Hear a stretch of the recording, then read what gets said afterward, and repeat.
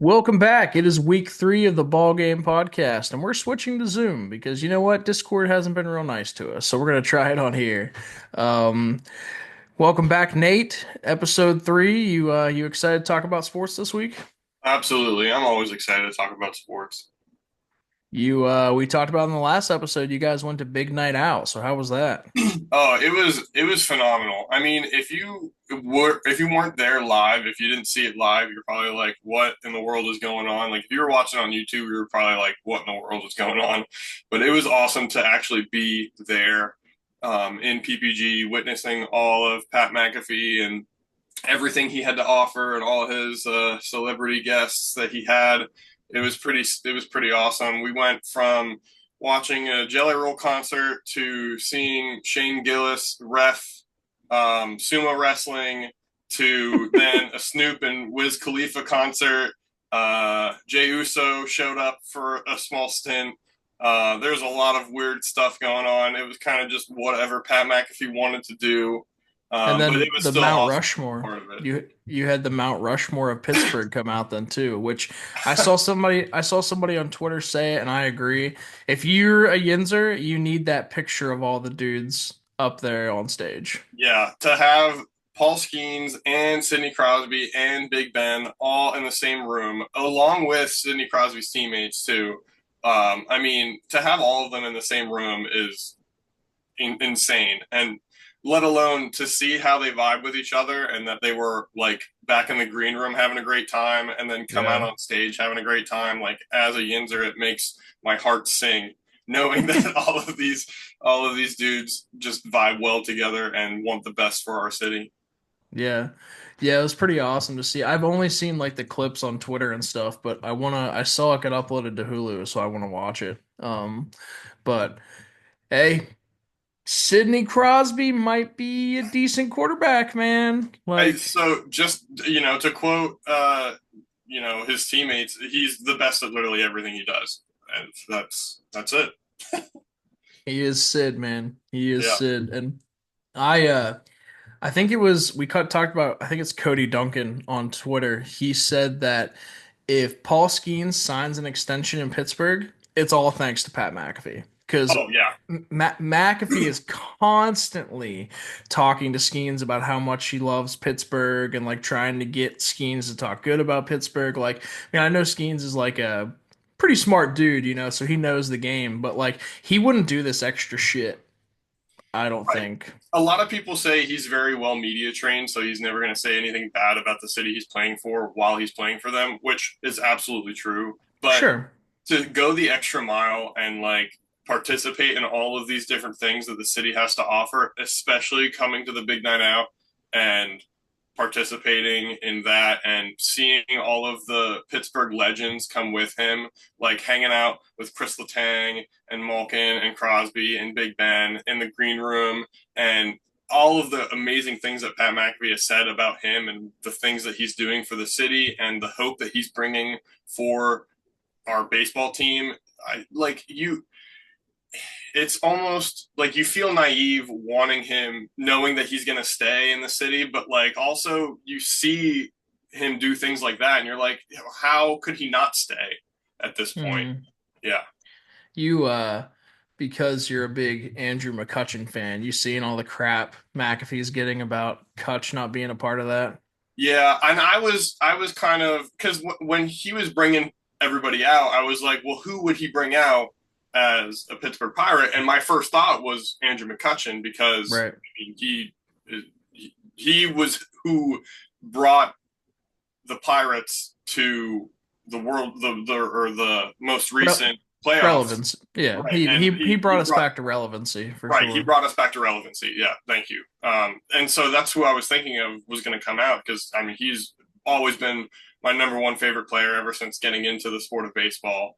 I'm watching him from his rookie year and seeing him now back as a Pittsburgh Pirate. But when he brought up Paul Skeens, I mean, it just makes sense because the dude is an absolute legend. He's slinging the ball faster than anybody else can, getting more strikeouts than anybody else can, breaking records. Already the NL Rookie of the Year. He's bringing hope to a city that desperately needs it, Well, and especially it for this ball club. it was very cool too to see him come out after his worst performance as a professional baseball player. Yeah, it was Like, literally the day after his worst performance in his career since high school. He's never let 5 runs go, and yeah. he's still coming out and supporting the city and doing things to, you know, get the crowd of the city. It was yeah, because what night was Big Night Out? Was it Tuesday or Wednesday. Wednesday? It was Wednesday. Wednesday. Yeah. Yep. So, And so literally Tuesday, the Tuesday before was the worst game of his career, and he's still out there having a great time. yeah. So yeah, it's nice to see. It's cool. Yeah, I don't get it, man. Like every time like McAfee for some reason is such a polarizing figure and I don't get it. Like I don't get why he's polarizing, but whatever. He's a Pittsburgh dude. I have seen and I do believe this that if he went on tour to different cities, they would all sell out. Oh, Like bring in dudes from because he's connected to everyone, he's right? connected Like to everyone in every city. He yeah, and like when we were there at the big night out, it wasn't just Yinzers that were there. Like people were coming from all over the place. Like people were yeah, flying to get there. Of course, people were driving, but people were driving like 5, 6 hours just to get to PPG. Like, I mean, the amount of Green Bay jerseys and Browns and Bengals jerseys and even Eagles jerseys and all of these different jerseys that came to see Pat McAfee and PPG. He yeah. could go to any city and he would sell out easily. Dude, And I'm sure his next big night out is going to be in his new hometown of Indy. But yeah, probably. I did think it was so funny that he was like, yeah, which he said that Shane Gillis grew up in Philly. He didn't. He grew up in Mechanicsburg, right, like he grew up in the 40 middle. minutes from here. Not even in Mechanicsburg, like the middle of bumblefuck nowhere, Pennsylvania. Like Yeah. Mechanicsburg Yeah. was probably the closest city that he Yeah. grew up near. Yeah. Exactly. Yeah, he grew up by the racetrack down there where I go trout fishing all the time. Like, um, but it was really funny when McAfee's like, "Yeah, he grew up in Philly, so he's a big Eagles fan." And Shane Gillis is like, "I didn't know you were gonna do that, but fuck you guys, go Birds." Yeah. Like he embodies like the hoagie mouth, I think. So Yeah. makes sense. But well, we're gonna talk about something you really like to go to something that's gonna get you fired up, and I'm stoked to talk about it. Oh boy. So I know how much you hate NIL. So what do you think of Tennessee's quarterback leaving the program and holding out over NIL? So I don't like that you said that because it's not that I hate NIL. I hate what NIL has become. And there's a lot of great things, and we've talked about this before, but I'll say it for the podcast. There's a lot of great things that NIL gives to players now, but NIL wasn't around when you and I went to college. And back when you and I went to college, what we got paid to be an athlete for, and all of our other, college classmates, what they got paid to be athletes for, they got paid in tuition and they got paid in room and board and all the food that you could possibly eat and state of the art weight room equipment and state of the art gymnasium. Like that's how you got paid as a student athlete. And now all these kids are going to college and making millions and millions of dollars before they even become a professional athlete, so much so that they're holding out on their professional career to stay in college, which is a good thing, and we want that for the college sports. Like we want, Drew Aller, man. Drew yeah, Aller. we Nick want Singleton. college Like, athletes to yeah. continue their college career and finish their college career in sports, but not only in sports because sports don't last forever. Finish their college education as well, and NIL is helping them do that. So I don't hate NIL. I just back when I was, going to the old saying, back when I was in school, we didn't have NIL and we got paid in tuition and room and board and state of the art equipment. But now all these kids are, making millions and millions of dollars. Some of these kids are driving McLarens to their classes, and I think it's a little ridiculous. But yeah, going to what you were talking about, I think it's Because good this for this is this is an example of why NIL could be bad. right. Is this And situation? exactly. And like I said, NIL is good for college sports because it keeps college athletes in college, helps them develop themselves before they become a professional athlete. And not even in the sports wise either, like even in the financial aspect too, it helps them develop their life before they become a professional athlete because now they're getting experience with money before they actually get even more money. So they have the experience to go into a rookie contract and not get absolutely screwed because they didn't know better, or whatever happens. They now have a little bit of money management experience, so where they can go into or professional sports with more experience and maybe better themselves and maybe even have a longer professional career because they had a longer Sure. college career. So I'll let you speak. I kind of took it for most of that, but like I don't hate NIL. I just hate what it's becoming because kids are driving McLarens to college, and I don't think that's right. Yeah. I was saving every single penny when I was in college, and now we have kids that are spoiled rotten from all these NIL deals. But go ahead, Alex. Yeah, I don't know. I I've never really cared about it. But I knew when we got it, this was the direction we were going. Now it's going to be where football is not an NCAA sanctioned sport. It's going to be that they can be cut, they can be traded, like there's a salary cap, there's a salary floor, like all these things are going to happen now, which whatever, because all that's going to do is, give us better football, right? Like at the end of the day, man, like you got to make your decision. We had plenty of D3 athletes who could have been D1 athletes, but they wanted to focus on career after sports, so they went D3. So that's just it's going to be now. You either want to go and be a part of a professional sport in college, or you're going to go D2, D3 route. So whatever, give me a better thing on the field. But yeah, it's wild that so Friday they had their last practice, and he just didn't show up. He had a holdout, and the very next morning, which this is cool. The very next morning, the coach is like, "Hey guys, he's done. We're moving on." So like Just how it should be. that sets a precedent. Like, because the NFL didn't even do that. When Le'Veon Bell and Antonio Brown did their crap, it wasn't an immediate move on. No, They were like, they "No, wanted them we'll back. figure it out." Yeah, and Yeah, they like, genuinely wanted them to come back, even though they were right. holding out and doing all these things. And Le'Veon Bell at the time was going and working out with all these other different teams while he was still technically a Pittsburgh Steeler. Yeah, Yeah.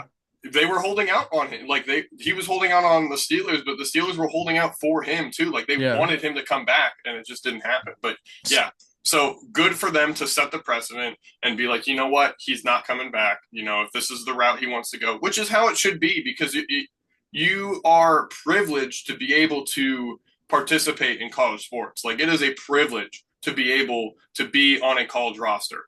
It is Well, not and your God given right. You do not get to choose what you get to do yeah, when you get to yeah. do it. Yeah. And you say about making money. I mean, he was already on NIL making 2 million a year. Which is insane as a college student. Yeah, but he thinks he can get more. And I mean, here's the thing that I don't get, right? Is when a dude holds out for what he could be, he's not very good. Like he didn't have a great year. Like he's 6'6", he's got a good makeup, like I get it. Like I can't do what he does, but I talk, he plays. Like you know, like but yeah, man, like you're holding out now. Do you not realize what that shows NFL teams? Right, exactly. So now you're Who holding out. who is going to want to take a first round, second round, third round pick on you, knowing that a little bit later you're going to be like, nah, I'm not getting what I want. I know I'm the highest paid dude on the team, but I'm not getting what I want. I'm going to sit Yeah. out, which we should talk about a Pittsburgh guy because I don't know what's happening with TJ Watt.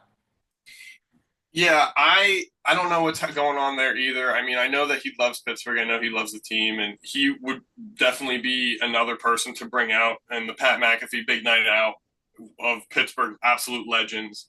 I'm not sure what's going on there. I'm sure it's only temporary because I know he loves his teammates and his teammates love him. And while But everybody's in it for the money, he's not in it for only the money. And I don't know if that's absolutely true, but I want to believe that just seeing him play I for want to I yeah want to believe it too, but like, we saw this before, man. You remember his holdout a couple years ago? Like, yeah and at the end he walked in, he's like, "Let's get this deal done now," right? But yeah. And yeah, to be fair, back then he deserved it, and he still deserves it now. sure, Like he he does deserves deserve to it be paid. now. He Yeah, deserves to be paid because but he is the Steelers defense, and yeah, he and we was don't win when he's not on the roster. But right. buddy, read the room. We don't have a fucking quarterback. Like, you know what I mean? Like, maybe that's why. Maybe he's like, you know what? I'm ready to win. We don't have a quarterback. Either pay me or get rid of me. Right. And I think that's what it is too, because and the Pittsburgh teams like hockey and football have a tendency to keep their veterans well past when they need to and Big not Ben. and not trade them or get rid of them when they need to for better, rebuilding years ahead of them. And Yep. we are in a rebuilding era right now, and I don't think anybody on the Pittsburgh's management wants to believe that we're in a rebuilding phase right now. They refuse, and that's a Mike Tomlin thing. That's a Mike Tomlin problem. Yeah. And I think that comes into play with it as well. I mean, we saw what happened with Miles Garrett, and I think that is also kind of leading the conversation with TJ Watt as well, that Miles Oh Garrett kind of yeah. held out and was like, hey, I want to be on a winning team with a winning quarterback. So either pay me or get me a quarterback. And they've ended up paying him. And then they said that they I got don't him. even think I don't even think he said pay me. He was like, I want gone. And Oh, then they were like, well, how about we make you the highest paid player in NFL history? It's like, oh yeah, I'm right. good with Kenny Pickett and Joe Flacco as my quarterback. I'm cool. Yeah, exactly. So, but right now we are in a rebuilding era, and no one important enough wants to admit that. And I mean, we can see it every season. We haven't had a playoff win in how many years, and we are continuing to go to the playoffs. We are continuing to have winning seasons, but that's not enough. We need playoff wins as well. And Yeah. without the playoff wins, then we're not actually a real winning team. And we're still in this weird rebuilding phase where it's like we're still technically good enough, but we're not good enough to get playoff wins. So are we actually rebuilding? Well, the answer is Well, yes, but they don't want to admit that.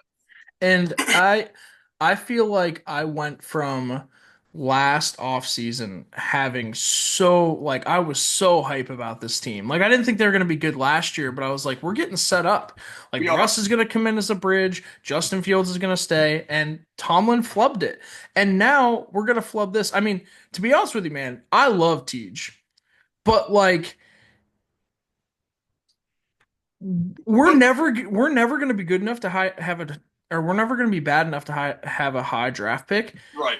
If you can ditch him and get a top five pick, ditch him and get a top five pick, man. And that's not what Pittsburgh wants, but if it Right, has to happen, then it has to happen. But also, like, how many years do we have left of TJ Watt in his prime?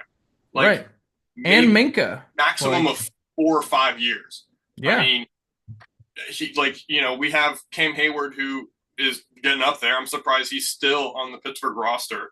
And I feel like he's retiring after this I think season. this is probably depending on what happens this year. This might be his last year, but I said Yeah, that last year too, and he won. I mean, sure. he won the Walter Payton Man of the Year, and I thought that he was going to be like, "All right, this is it. Like I'm walking off with this prestigious award. Like I've done it. I've finished my career as well as I could have." And then he came back another year, and he still had a pretty good season. He had an He had injury one for a of his while, best seasons in a right? long time, He dude. had one of his best seasons in a while, even with an injury too. Like Yeah, he came back from an injury and still had a dominating season. And yeah. so like if TJ can come back and we can pay him what he wants to be paid, or we can make up some type of negotiation, like we have a great team. Like our general manager has put together an incredible roster. year after year after year, even though we are in this weird, are we rebuilding or are we not? We still come up with these incredible rosters, and we still end up having winning seasons and make it to the playoffs. Like we just picked up DK Metcalf, which is huge. Like if we have a quarterback now that can throw to DK Metcalf, George Pickens, Calvin Austin, like all of these amazing wide receivers. Muth. Yeah, Pat Fryermuth. Like we have an incredible, like star-studded offense that could absolutely answer the question of, is this actually a rebuilding? No, because we have all of the right pieces now. We're no longer rebuilding. This is our Super Bowl team. But if you can't keep a guy like TJ Watt, then the dream's over. Yeah. Well, and it kind of lends to the idea for me that maybe no quarterback wants to come here. I mean, they've seen how we've handled quarterbacks in the past few years, and that goes back to the fact that when we drafted Mason Rudolph and Ben was like, not supportive of him, and then we kept Ben for way too long. Like, um, shoot, man. So we went from him to Duck Hodges to Kenny Pickett to Justin Fields, who looked fine. He went 4-2, didn't look great, and then we bring in Russell Wilson, who loses what, 5 games to end the year, like, Yeah. and then we I tell mean, both of them to take a hike. Like, what are we doing? I don't think it's that quarterbacks don't want to come here. I think that it's quarterbacks don't want to stay here.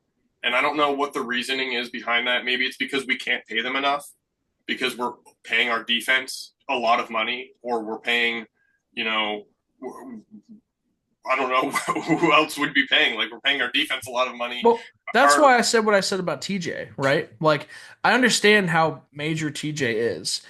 He's a lot of money, and we have a lot of holes in this team. Give me Alex Highsmith and Nick Herbig as our outside linebackers. Yeah, Like, and they're still sign a vet. incredible. Like, yeah, they're both great. And I mean, when Tej gets hurt, we're paying him all that money to sit on the bench, and he gets hurt a lot. Yeah, Like, especially recently and now. Yeah, yeah, yeah, and but like another thing too is even when he does get hurt, like he still wants to play and he wants to be sure, out on the field. So you say that we're wasting that money, but we're not really wasting it because we're paying a guy who genuinely wants to be there. And even when he's not on the field, he's still an incredible part of our defense, even on the sidelines. So I mean, who else is going to rev up the crowd? Who else is going to rev up the team? I mean, he's the one that brings them out of the locker room and pumps what them up before a game I'll and tell you what's gonna rev ready up to the play. team. What's gonna rev up the team is winning fucking games. And you And do that by he's the having key more to winning games, dudes. though. Yeah, but I mean, like, what? Last year he was pretty healthy and we still sucked. Like, Yeah, like you gotta have a whole team, and that's what the problem yeah, is. and And I last don't year we didn't have think, the offense, but now, yeah, there's still a lot of yeah, holes to fill. But this and we could team, talk about this forever. we, But and we did, right? We said, or I said in one of the episodes, this is going to be the worst team under Mike Tomlin. There's no doubt about it. yeah, and it's going to be the worst team under Mike Tomlin because you look at the roster, you see all of these studs, and they're not going to be able to get it done. I mean, if you don't have somebody to throw the football, which it's so funny to me that everybody's hopping on the Mason Rudolph train, man, because or hopping on the Mason Rudolph train, because he was so hated here.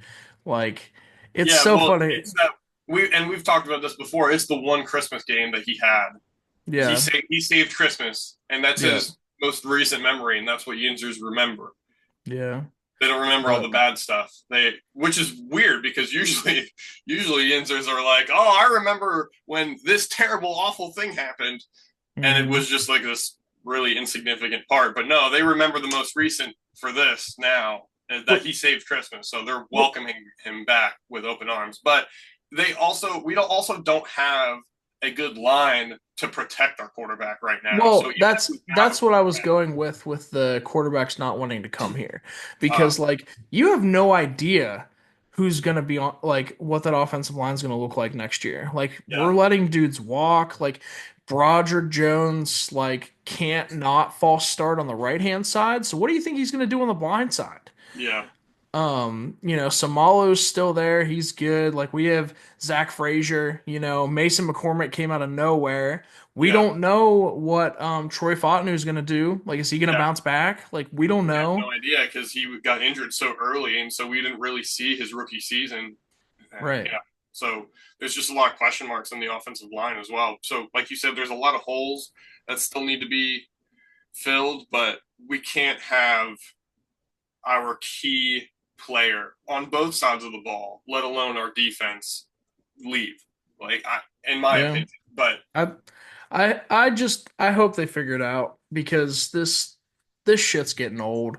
Like there's too much at stake for this team to continue to have problems like this. yeah, Like it's that it's that always that about to money. that to me is, I mean, we see it around the league, but to me that is a Mike Tomlin thing. You continue to have these guys with egos that you don't take care of. You continue to let guys walk out the door that could be good for this team.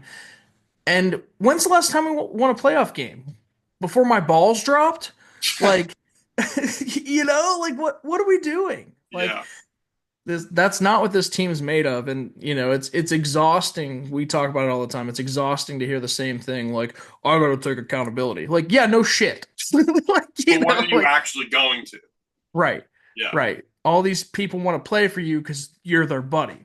How right. about we win some freaking games? But whatever. We've got an entire summer to bitch about the Steelers. Yeah, we can have an entire like 4 hour episode about only the Steelers. Yeah. But let's continue on to NCAA basketball. What a weekend we had to end March Madness last weekend.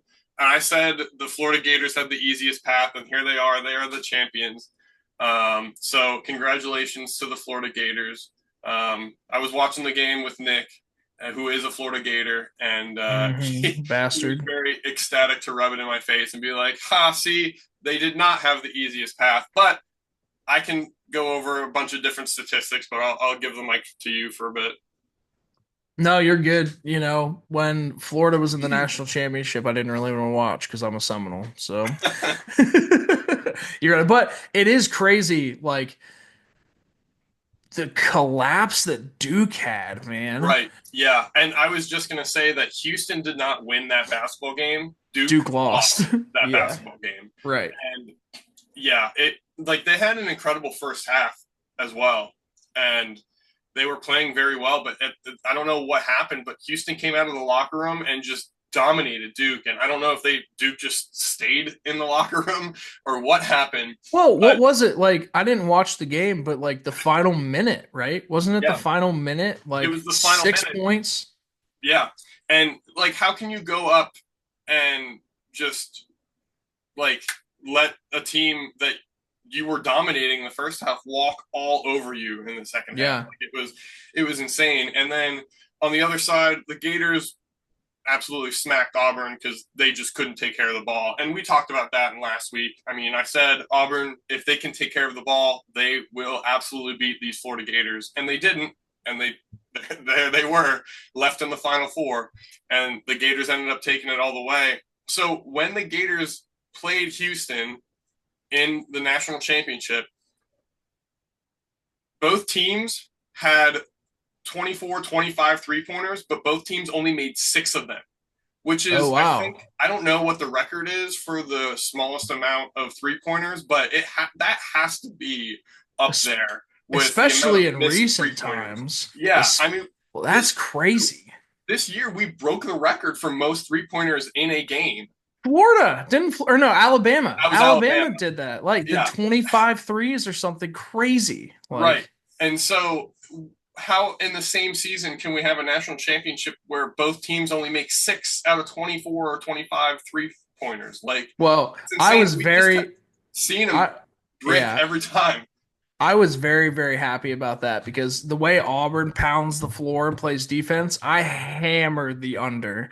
So I had a nice time with that. It wasn't even close. Like the No, over under was like 140 and it 140. ended, yeah, Yeah. not even close. Which is funny because everybody was like, oh, these two teams are going to be incredible. Everybody needs to take the over. And so the public was all in on the over. And so Yep. naturally you're like, oh, I'm taking the under. Every time, brother. I go against the public every time. Yeah. But what ended up happening, Florida won this game because even though they turned it over, I think they had 9 or 10 turnovers in the first half, the Florida Gators. So they did not have a good first half. And actually, both teams did not have a good first half. It was just honestly not good basketball to watch the first half Hmm. of the national championship. I can't believe I'm saying this. But what ended up winning the game for these Florida Gators is the Houston fouls because the Gators Mm. went 17 for 21 at the free throw line. I mean, you look at every other stat and these teams match up like pretty closely throughout the entire game. But then in the second half, Houston cannot control themselves from fouling and Florida goes 17 for 21 at the foul line and that's what ends up having Florida take this game is Well, and those foul shots. that's good coaching because everyone knows that's how Houston plays basketball. Like I heard someone say if your arm's not broke, they didn't foul you hard enough. Right. Like that's just what Houston does. So the fact that, as their coach, he's probably like, boys, get in here. Free throws are going to win us the game. And they did. Yeah. And that's yeah, exactly. And you can even see practices from Houston basketball and what they I mean, even like those athletes are massive. Like for a basketball team, like they look like a football team. Like Yeah. I didn't see a single ounce of fat. There was a shirtless picture of them somewhere where they're all like tarps off, and I didn't see a single ounce of fat on any of those guys. Like they were built like shit brick houses. Like oh my gosh, but and then you watch them practice and they're fighting over like a loose ball and they're doing all these crazy things and you're like watching them and you're afraid for Florida of what this Houston team is going to do to them. But Yeah. exactly like you said, Florida goes in the locker room and is like, okay, they're going to continue to foul us. We're just going to keep shooting free throws, and that's what won them Yeah. the game. Shout out to one of our listeners, your dad. If he didn't like you talking about my calves, he's not going to like that little segment. Yeah, yeah, But yeah, let's stick in college sports for a little bit, right? Let's talk about Penn State. The Cinderella run came to an end last week, yeah. And which I just said it about Duke, and I'm going to say it about Penn State too. It wasn't that Boston won that game; it was that Penn State lost that game. I wouldn't go that far. I No, mean, Penn State, their defense was horrific to watch, and their goalie made what was the final score? So the goalie had one bad thing and it did lose them the game. the final score was 3-1. Yeah. And it was an Um, empty netter. So I mean, right. So it was it was really 2-1 because of the empty yeah. netter, and The, but then you can say, well, then it should have been 1-1 because the goalie messed up, and then well, also should have been 0-1 because the one route that they took, the one fast break that scored the last goal was the like defense just not being there, and that's what I'm happened just with the saying you're empty being netter as too well. tough. You're Like just being too tough on the boys. I Like, mean, I was watching the game with Nick, our hockey expert, and he said it himself as well. Like the Penn State defense just wasn't there because you would see Penn State on fast breaks, and they had so many opportunities for amazing goals. Like they took so many amazing shots, and I mean, I think they ended up going almost shot for shot on like well, that's shots on goal. that But is Penn State hockey. Like kind of like the Pens are all like when the Pens were good, they were all about counterattack. That's what they are. Penn State's smaller than everybody and they're faster than everybody. So they right, score. but they But weren't faster than Boston in this game because every single time Boston would get the puck, Penn State would be caught with their pants down and they would just get scored on. I mean, and it's they only allowed 3 goals. This isn't a barn burner. it's not a barn burner, but like there were so many opportunities for them to score, and Yeah. they I mean, ended up scoring what two. hurt, what hurt us was that our best player didn't have a goal the entire postseason. Like Aiden Fink, who's a first team, I believe first team All-American this year, didn't score once. Like that line didn't do anything in the playoffs. That hurt. Yeah, But Boston's goalie also stood on his fucking head, dude. yeah. Boston's goalie was amazing to watch. I mean, Yeah. he was blocking so many incredible shots. I mean, there were Yeah. so many shots where it's like, did that go in? No, no. How did that not Yeah. go in? Yeah. And but then like if he wouldn't freeze the puck, then Boston would grab it and go on a fast break, and you'd be like, okay, here it is, 2v1 again. Like, shit, are they going to score another goal? Luckily, they didn't, because I think the mistake that the goalie had on Penn State early kind of helped him stand on his head, because he blocked a lot of incredible shots, especially in the third. Well, he's the whole reason this season turned around, dude. We started 0-8 in Big Ten play. Yeah, And then when he got back from injury, that's when everything turned around. And I mean, we had no business getting there. So I don't want to harp on the boys and talk about how bad they played. We had no business, and we got to our first Frozen Four ever. they played well, but their defense needs work. I mean, if It they're does. and that's all I'm saying, is that their Yeah, defense needs it a does. lot of work, because they got Sure. beat how many times, and whenever Penn State was on a fast break, there would always be at least one Boston player back on the other side of the ice waiting for the fast break to happen, and we didn't have that. But I, then you see I, Western yeah. Michigan and Denver, and Western Michigan was clearly the better team. I mean, Denver Hmm. ends up taking it to overtime, and they end up playing two overtime periods because Denver scores two in the third period.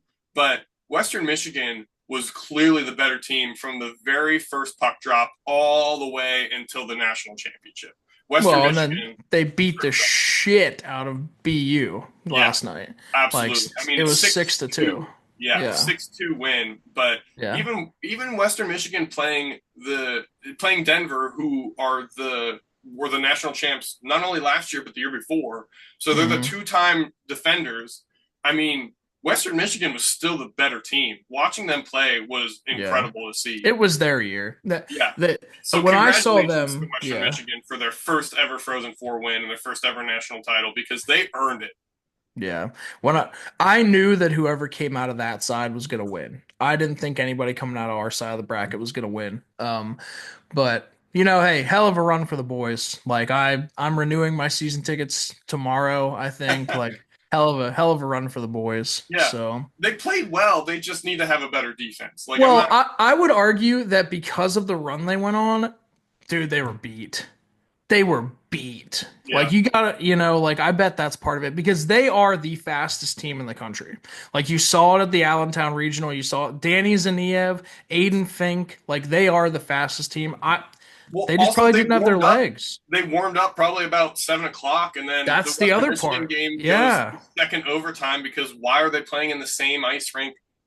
I don't know, but It was like COVID lockdown all over again. You remember yeah. when games got pushed because of like overtime games?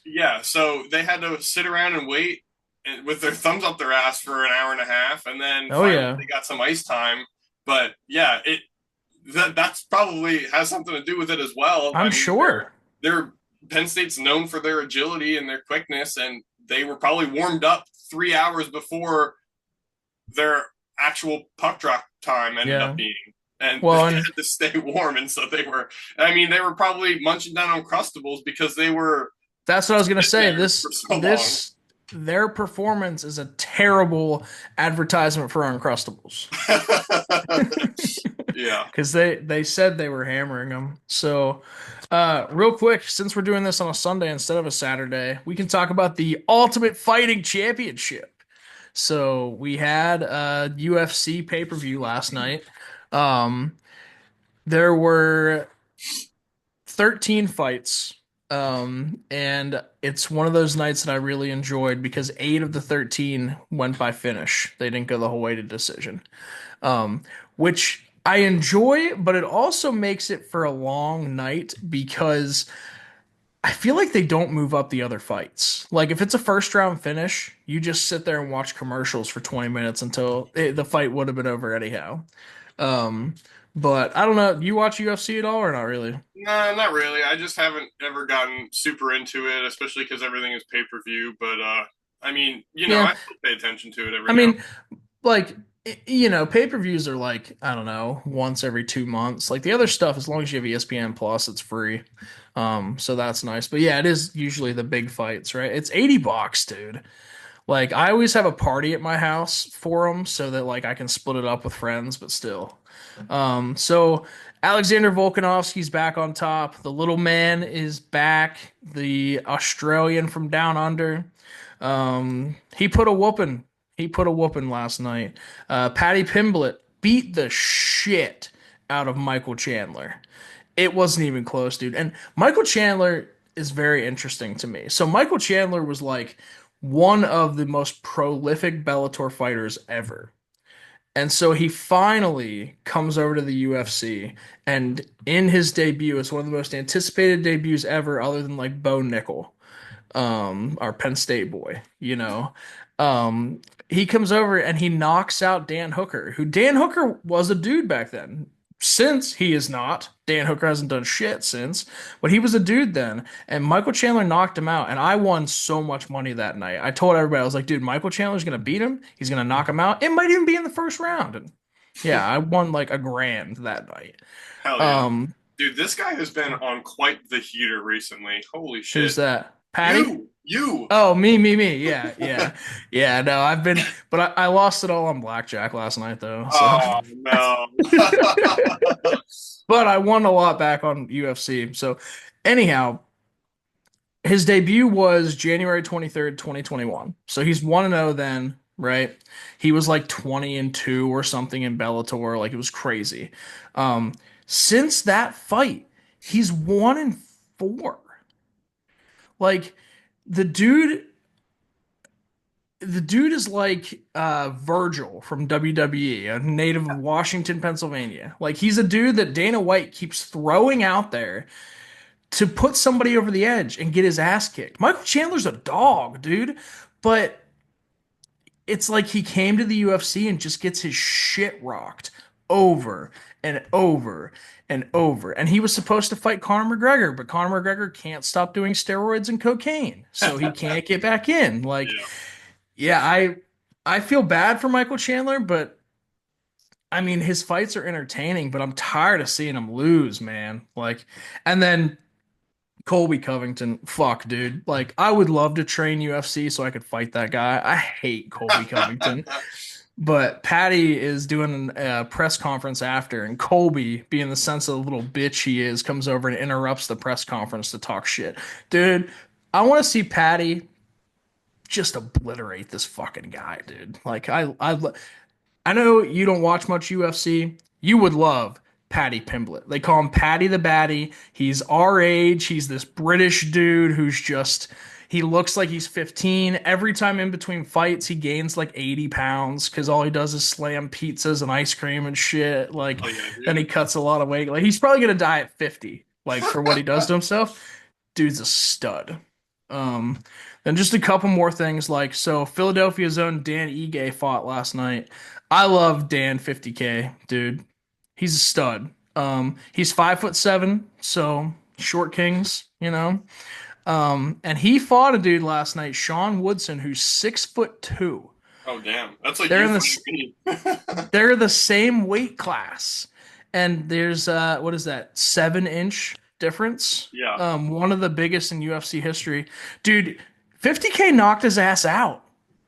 Well, yeah, Like you would knock my ass out, so it makes sense. I mean, if you're in the same weight class, the shorter people always are gonna win. Like that's I don't it, know, because reach is so big. Like it's so big. But but if you're in when the you're going same up weight again, class, like it doesn't matter. Like you can be however tall, but you're gonna be the same weight, so all that muscle is it's more packed. compact. Yeah, Yeah. it's so much more dense. So that's how you're gonna beat the shit out of these tall, lanky guys. Yeah. And then two more fights I want to talk about. Do you know why when I say the piece of shit Bryce Mitchell that he's a piece of shit? No, tell me. So my buddy Nick from Pittsburgh, right? Apparently his uh the woman he's seeing knows Bryce Mitchell's girlfriend or something. I don't know. Anyhow, Bryce Mitchell recently was on a podcast, I think his first ever one he recorded, and talked about how Hitler was misunderstood and that he was probably a good guy. Oh, hell yeah. Seems like a very stand up gentleman there. And even Dana White came out and said he's a fucking idiot. Yeah. That's So a hot I take. believe I believe to last night was his first fight back since he said that, and he got his little bitch ass choked out. Yep, well, that'll do it. Good, good, Yeah. good. Oh Like, my gosh.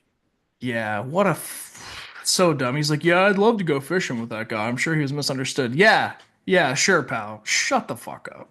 Yeah. How would he even go fishing with? Yeah. All right. Well, we'll let that one go. Yeah, yeah. I was very excited to see that. The world was ready. For some reason, though, like it's no matter what you do, an American crowd always cheers for the American fighter. And so people booed when the Portuguese guy choked him out, but whatever. It was Florida. You're all a bunch of Florida men. Oh Shut the yeah, fuck you up. loved Like, watching somebody get yeah. choked out in Florida. Yeah. Yeah, whatever. And then Dominic Reyes, man, he was a dude for a while. Like he went toe to toe with John Jones, and then like I feel like he kind of tailed off. Last night he fought the big Russian Nikita Krylov, and Nikita went in to get him, and he put one right in his button, and just it's the only time the entire night I screamed because he just instantly down on the ground, and I was Yep. like, oh. Like, yeah, it was fucking awesome. So yeah, UFC was great last night, man. I mean, if anything else, like I know it costs like $80 to watch, and the funny part is like, so there were 13 fights, right? You pay $80 to watch five of those. The rest are free. But that's what fighting has always been. I have the Holyfield and Tyson poster up, over here. Like I love fighting, so yeah, I'm gonna keep watching it. But man, Dana, if you don't want people to pirate that shit, bring the price down, bro. Like, Yeah, 80 come bucks is on. steep. That is steep. $80 is steep. Like, and it's 84 something with tax. Like, and you have to have ESPN Plus to watch it. So that's another couple $100 a year. Oh Like, gosh. yeah, I need to do the math at some point. I think like to watch every single event, you have to pay like 1,800, $2,000 a year to watch them all. Like, yeah. Yeah. So that's what I got to do. We want to talk about baseball? Yeah, we'll talk about baseball and then we'll talk about the Masters. So this weekend, couple crazy things happening. There's a lot of shutouts this weekend. So we had the Cubs absolutely dominate the Dodgers 16-0. We had the Guardians shut out the Royals 7-0. Earlier in the weekend, we had the Giants dominating the Yankees 9-1 in a 6 inning game because it ended up getting rained out. We had the White Sox dominate the Red Sox, which is I didn't think the White Sox were ever going to be relevant for the next maybe like 5 years. But Who and knows? this They is as they a might not Pirates be. fan. Yeah. Yeah, their offense like seems to get hot sometimes. I mean, 11-1 is nuts. Yeah, so they That's dominated the Red nuts. Sox 11-1. The Padres ended up shutting out the Rockies 8-0. No surprise there. The Brewers ended up shutting out the D-backs 7-0. No surprise there. Those Padres and Brewers are two phenomenal teams. We'll probably see more shutouts from them next few weeks, let alone the next few months. But we had just yesterday we had a Mike Trout catch Mm, that was interfered by a fan. So if you haven't seen the video, Mike Trout is trying to catch a fair ball that ends up being called foul. Um, and a fan ends up taking the ball out of Mike Trout's glove and then like realizing what he did and tries to quickly put it back. And yeah. so there's rumors that are saying the fan ended up getting tossed out, but that's not what happened. So, you know, things like that happen, especially if the ball goes into the stands. It is fair game for a fan to grab the ball. Right. So Mike Yeah. Trout is reaching over the stands trying to catch the ball. So the fan has every right to pull the ball out of the glove. So it ended up being called a foul ball. But it turns out later on, Mike Trout ended up finding the dude that caught his ball, and his son ended up signing the ball and giving his son a signed bat. So that's cool that Mike Trout Yeah. like is cool with that. Like you can see that he's very upset about it in the video, but he ended up being okay with it. Well, Um, that's the big news out of it. He's like, you were so apologetic in the moment. He's like, it's cool. I yeah, get it. Shit happens, yeah, exactly. And because, like I said, because the ball went into the stands. Like it's not like we see these fans reaching over Right. into the park, and which is like true fan interference. Yeah. And a lot of people were shitting on the guy because he's an Astros fan. Oh, the Astros will do whatever they takes to win. Yeah. Yeah. Well, Yeah. Angels ended Yeah. up winning 4-1 that game. So, and then we Yeah. have the Ellie De La Cruz Grand Slam. I ended up watching that last night, and that just breaks my heart. So Set that up for me because I didn't watch the game. so yeah, so there's one on base already. Heaney ends up hitting two batters in a row, which he just got a strikeout too, like an incredible strikeout, and then he ends up beaming two batters in a row. So now the bases are loaded. It's Ellie De La Cruz bobblehead night. So Mm. now he's coming up to bat. There's two outs, and we get to full count. And I'm thinking, well, he's either going to get walked and we're going to walk one in, or he's going to get hit, just like the last two batters. But something even worse happened for these Pirates fans. A pitch goes right down the center, and pop, there it goes. Easy grand slam. I mean, the ball was gone. Like, there was no question. Like, it was an absolute no doubter. Like, ball was gone. So Ellie De La Cruz grand slam on his bobblehead night. What a You guy! know, I think this needs to become a segment on here is we need to track what bobblehead nights are for gambling because this is at least the second one I've heard of so far. Ellie, and then Shohei walked off the Braves on his bobblehead night. Yeah. So there's Well, we might be got a Paul something. Skeens bobblehead night coming up next week, so maybe I'm take the taking the over on over on that. the K's. I'm Yeah, taking the over on the K's. I hit the especially over on coming the off of K's his with like Mitch. worst, his career worst start. Yeah. I mean, he's bound to pop off on bobblehead night. So Dude, take the over on the strikeouts. I feel a little weird about that bobblehead. It kind of reminds me of when they had dollar hot dog night and ran out of buns. Like that's kind of what it looks like. Like it Yeah, looks like they well, just cut his legs off. yeah, exactly. It's the Pirates, so you know that Bob Nutting is not going to spend money to do an entire full body bobblehead. It's just going to Yeah. be a bobblehead from the shoulders up. So that's Yeah. exactly what it is. I mean, we're giving it away for free. We're not going to give away the entire Paul Skeens. Like, The you have the number one prospect in years on your team. And like McAfee said, you barely post him on social media. You have this shit bobblehead. Take advantage. This is your time. This like 3 years that you definitely have him. Cash in. No, instead, we're going to cash in on taking Clemente's thing off the wall. We're going to cash in on throwing the bricks out that people yeah, had paid for. We're going to, we're just going to give you Haluski and think it's going to all go away. yeah, Like we're gonna charge you $15 for for two three. little. No, it's two now. Nick and I went on Wednesday to the Cardinals games. It's down to two. It's now down to two. So yeah, I went to the Pirates game that they went to extra innings. It was the 13th inning against the Cardinals on Wednesday, and it was a pretty great game if you had nothing to do. Yeah. So Well, and, you went and from then, that to big night out too. You were a full right, yinzer that we day. did a full Yinzer day on Wednesday. But Yeah. yeah, so when I went to the game on Wednesday, it's now only two. So it's $15 for two little cannonballs that are like cabbage They, and hush puppy. So if you know what a they, halushi is, and then they are two chip chop empanadas. they are delicious. They're very delicious, but are they worth But I $15 for was two of them? no, I No, was I no. was disappointed when it was three and now it's less. Yeah. And did you still wait an hour and a half like we did last time? So Like because it was a noon game on a Wednesday, there was no, maybe 1,000 people there in total. didn't look like 1,000. Like Yeah, which is that insane includes the because employees and the players. which is insane because it was like Mitch Keller starting, and so Yeah, like who's the number one starting pitcher that we have other than Paul Skeens? Probably and the Mitch Keller. Cardinals, dude, and they And were it's the playing the Cardinals. It's a Cardinals, divisional game and on a Cards noon fans travel Wednesday. well. Like Yeah. you would think that there would be. I mean, I know it's in the middle of a working day, but you would think that there would still be a lot of people there. It's But not the middle of June. It's the second week of the season. right, What are we so doing? yeah, I no idea. There was, like I said, maybe 1,000 people there, That's nuts. and a couple hundred of that 1,000 was because the Seneca Valley Middle School band came and played the national anthem, which they did a phenomenal job. So shout out to Seneca Valley Middle School Band. Shout Um, outs.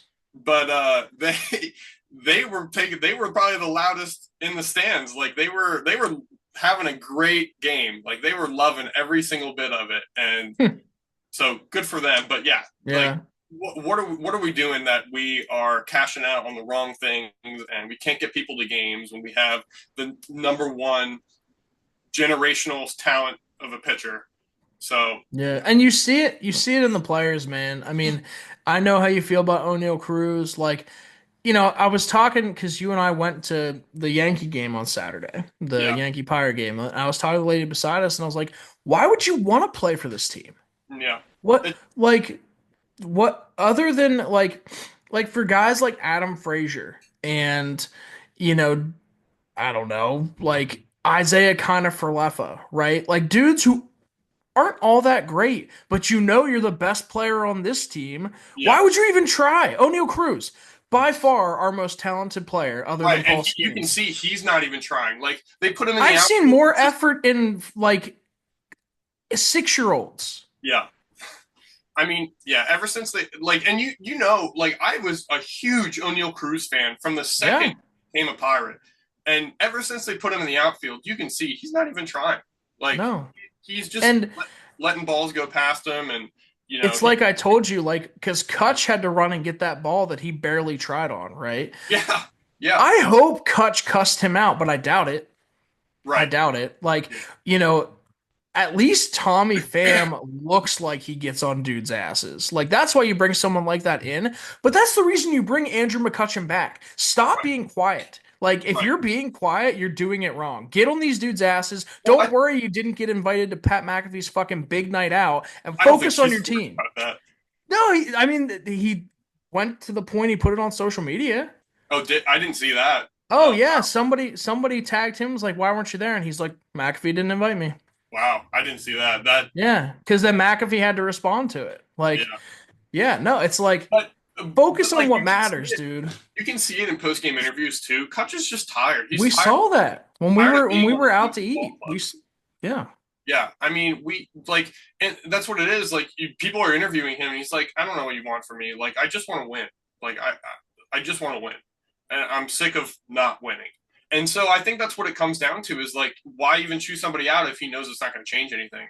Like, that's what the but attitude of the Pirates is right now.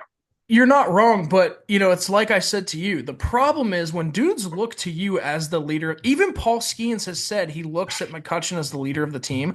Yeah, When you're looking like that, you are adding nothing to this team. You're yeah, taking away from it. And yeah. When you are I've told you how I feel. yeah, when you're defeated and you're the leader of the team is defeated like he is, yeah, absolutely. And Um, it's April 13th. yeah, but like you can't We're blame him either because look at this you entire organization. You yeah. can't blame him, I and can't blame him as a dude. I blame him as a team captain though. and He's that's fair, failing as a captain. and that's fair. But like you look at this organization and how they treat their players and how they treat their fans and how they treat everybody around them, and you can't blame the poor guy. Like But he he wants to also win. chose to come back. It's not like he got traded here. He chose to come back. He chose to resign. Yeah. Like, Because everybody that comes to the Pirates, they want them to win, like truthfully. And you can true. see it. And every single player's interview, you can see they want Pittsburgh to have a winning baseball team. They're so defeated when it comes down to brass tacks, and it's Yeah. heartbreaking. Yeah, and then it's like I put on Facebook, like this organization then does shit like they did with the bricks, like they're doing with the freaking empanadas and stuff. Like they make these decisions that they're like, oh, nobody will notice. Yes, we will. We Yeah. don't have good baseball to focus on, so we're gonna focus on all the bullshit Bob Nutting's doing. Yeah. So And we can't watch the baseball game, so we're gonna look for the Roberto Clemente yeah. memento in right field because that way we can reminisce on better times. Oh shit, it's not there. What the fuck are we doing? Also, though, hold on.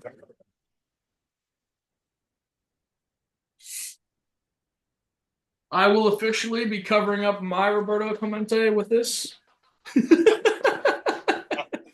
Oh I've my got the God. Surfside floaty. Like I am the biggest proponent of Surfside, but why the hell is it got to take off Clemente, dude? Yeah, you can Like put that shit anywhere in the ballpark, but you put it on anywhere. you put it in right field where Clemente's memento goes. Like that's fucked up. So we can't have the Coppers K's go in order, but we can take off an American Heroes plaque. Yeah. Make it make sense. Make it make Yeah. sense. Yep. You can't. Can't have three All, strikeouts in a row. You gotta space them out. But all can three put up of Surfside. our professional sports organizations are. This feels like a low point, man. I'm sure there were much. I mean, I say that though, we have been very spoiled. We have been. Very spoiled. I mean, Pittsburgh hasn't had a losing season since like our birth. I'm pretty sure. Like, Yeah. um, and then the Penguins. I mean, they were back to back Two, Stanley Cup champions when we twice. were growing up. Yeah, twice. Yeah. Yeah. Yeah. So, and then when we were in high school, the Pirates were making the playoffs. So Well, I was in college. You're a little bit younger than me. yeah. But either way, like, yeah, we were spoiled. But that was when I moved to Pittsburgh. Was like for college, right when they were like that's when I got into baseball. Like the Pirates were killing it. Like my first game, it was Pirates Tigers, and I sat right behind the dugout within reaching distance of um, Justin Verlander. Like, and the Pirates were good. Like Yeah. they were going to the playoffs, and we desperately want the team to be good, but I think, and everyone has said this, so it's not a hot take. The MLB needs to step in and get Bob Nutting out. When Bob Nutting was so unaware the other day to say to the point, I've given every resource I can to these guys at a Yep. certain point, it's execution, which I think that's true because he's Okay, but broke. also if it's execution, then get the right staff in there and pay them Yeah. money as well. But But you're but not going to do that, he may have given everything he can because you and I talked about it. I don't think he has any money. right? Yeah, Sell the might be team, going Bob. bankrupt. Yeah, yeah. I mean, we got chants everywhere. Yeah. Every place that I go to, every time I turn around, I hear "sell the team" chanting. Yeah. I mean, how many times? If you were watching the Big Night Out, how many times did you hear it? Paul Like Skeens came out and the first thing they did was sell the team. chant "sell the team." Yeah, Yeah. and like we can't even let him speak. Like we can't even let the future of our baseball team speak because we're chanting "sell the team," which I get it, but also like, god damn, dude. Like I told you the other day, like the Tampa Bay Rays have been like they're getting pushed by MLB baseball to sell. They were Right, just in the World Series. right, exactly. Yeah, Like what are and they we doing? made What the playoffs who last year. Like, and they're already getting pushed by the MLB to sell. What? Why is the MLB not stepping in for the Pirates? who does Bob Nutting know and who is he helping Nutting? Right. Like that's what I want to know. Yeah. Like cuz this But this is ridiculous, dude. and with a sport that doesn't have a salary cap, I'm all for that. But there needs to be a baseline. Like you have to spend at least X amount of money on your baseball team every year 100%. because there's all these poverty teams that just aren't getting it done. There's And also poverty teams that figure it out, dude. Like and that's the fine too. If you're a poverty team that figures it out, great for you. But if you're trying to use the same mentality and you're failing year after year after year, something's got to give. Oh no, I'm agreeing with you. I'm saying the Pirates can't even figure it out. Like Right. you have teams like the Padres who just signed Jackson Merrill to that massive deal. They're not a huge market. They're like us. They're a smaller market team with one of the best ballparks in baseball that people want to come to. But you know what the Yeah. difference is? They fucking win baseball games. Right. And look at the Mets too. Like the Mets are, one of those like they never meet salary like the salaries of all these other teams. And then they sign Juan Soto and on this like the one of the biggest baseball contracts ever seen. And Yeah. They're kind of there in you a have it different again. league though, because I mean they're in New York. Like their owner has decided he's just paying anyone whatever they want. And that's fair But too, but that's another small market team because you go in and around New York City and most of the fans are Yankees fans. Like there's yeah, the ratio of Yankees to Mets fans is very, very large. There's not a lot of yeah. Mets fans anymore.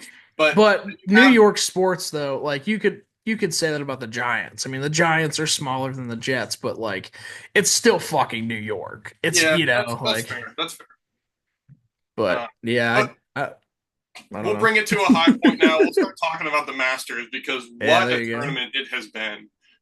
This Masters tournament, the 89th Masters, has been incredible to watch. I don't know if you've been watching a lot of it, Alex, but I've been glued to my TV all weekend watching every single shot that I can because it is phenomenal. Like we are seeing so many incredible golf players just play the shit out of this incredible course. Dude, Um, I was pretty. I watched the first 2 days, but when Brooks missed the cut, I was like, ah, uh, all right. Brooks is my guy. He's an old man. He's a Seminole. yeah, yeah. I mean, there's still so much good golf. I mean, and it's right now we have McElroy in the lead with -12, DeChambeau running close behind him with -10, Connor with Did you see -8. what Bryson did yesterday as he left the Yeah, course?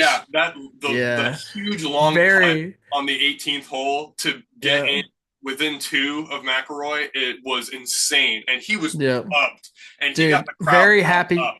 very happy Gilmore. Golf Yeah, needs that. Like right, why after the movie Happy Gilmore came out, don't you think people started acting like that? Like cuz you listen to people talk and they're not even allowed to say back nine when they're broadcasting on the Masters.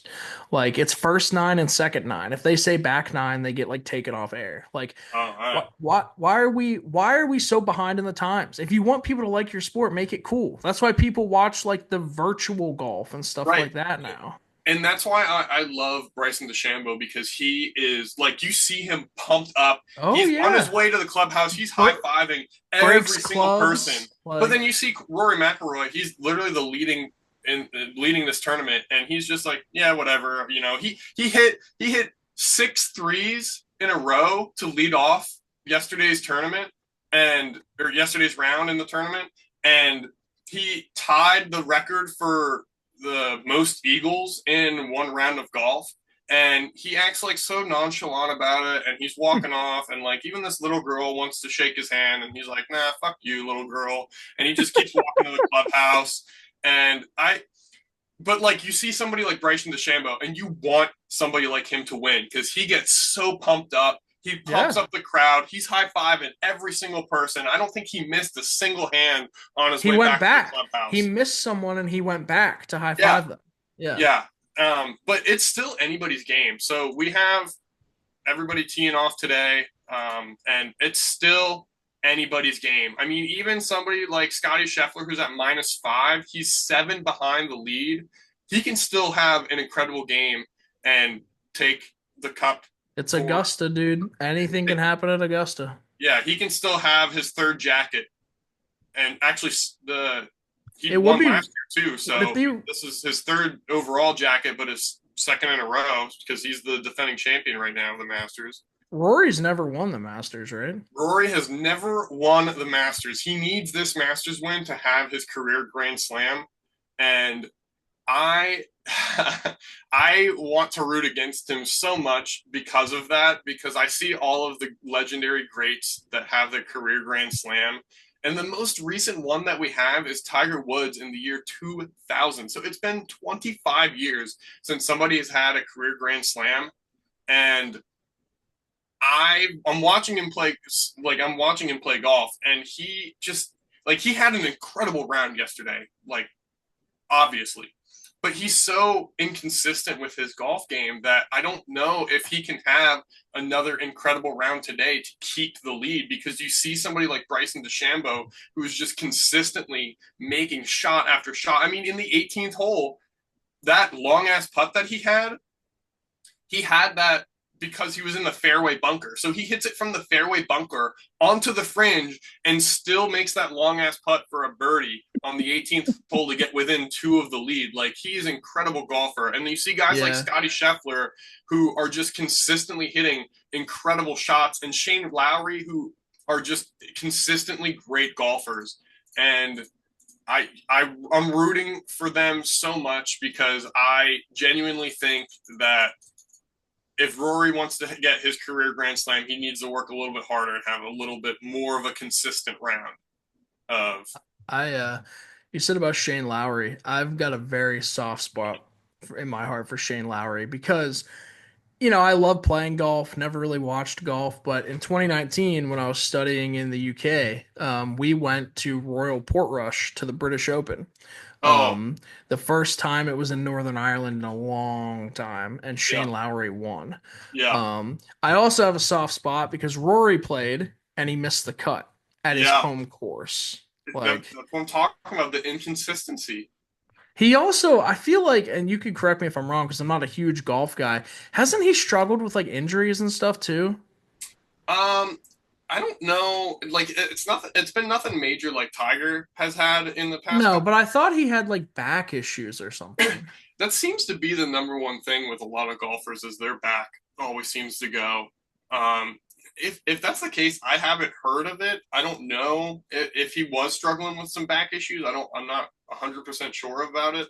Um, but I did want to talk about how you know Rory and Bryson are 1 and 2 respectively, and this is kind of becoming a rematch of what we saw at Pinehurst in the last Hmm. U.S. Open, and we saw Bryson take it from him very late in the round. And I want this to happen again so badly because, like we just talked about, you see how Bryson DeChambeau plays golf. You have to root for an American boy to take it home and Yeah. just win. Yeah, just win. You said he's 2 shots back? He's 2 shots back right now, and they tee off at 2:30 together. They're in the same twosome together today. Okay. And there was an interview with Rory. He was like, "Yeah, I just got to stay in my own world, and I need to not focus on anybody else but me." And just talking about how he needs to be super selfish and he can't focus on anybody else but him, and that's how he's gonna end up beating Bryson. That's not how you end up winning any sport. Is being selfish. So like If there is one though, it might be golf. but like even still like even being a golfer like you can't be selfish. You have to listen to what everybody is saying around you. You have Sure. to take into Sure. account what is happening on the course and how Yeah. other people are playing, because if you don't and you are selfish, then you're going to miss a lot of very key opportunities, especially like you're in the lead, which means you have the last tee time.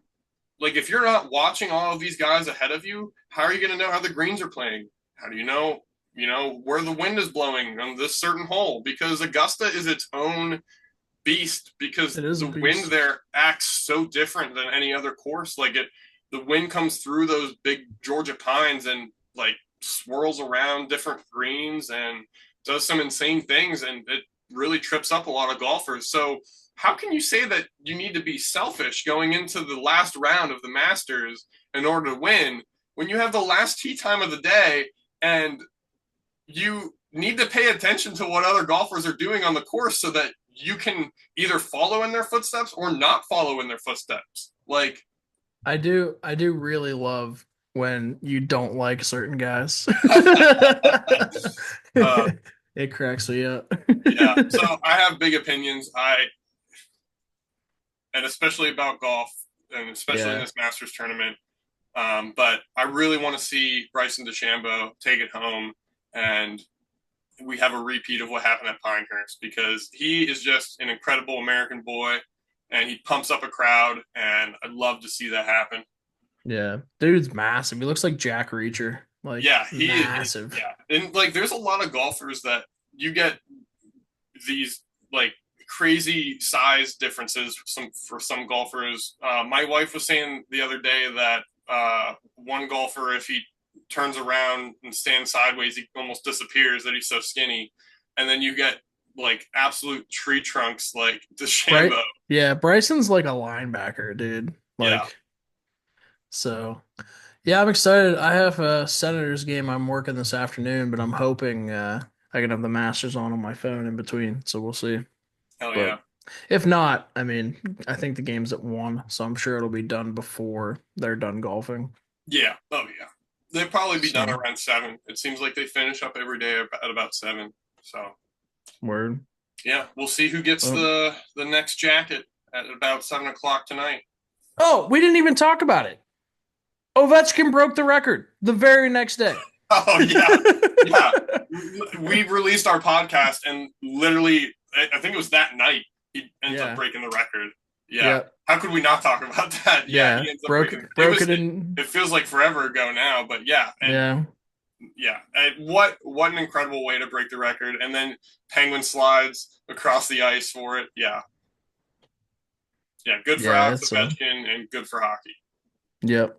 And I don't really think there's much NFL news, so that's about it. We'll be back next week and we'll try to be better. But yeah, this has been the ball game pod. Thanks for coming on, Nate, and we'll see you guys next week. Yep. Thanks for having me, Alex.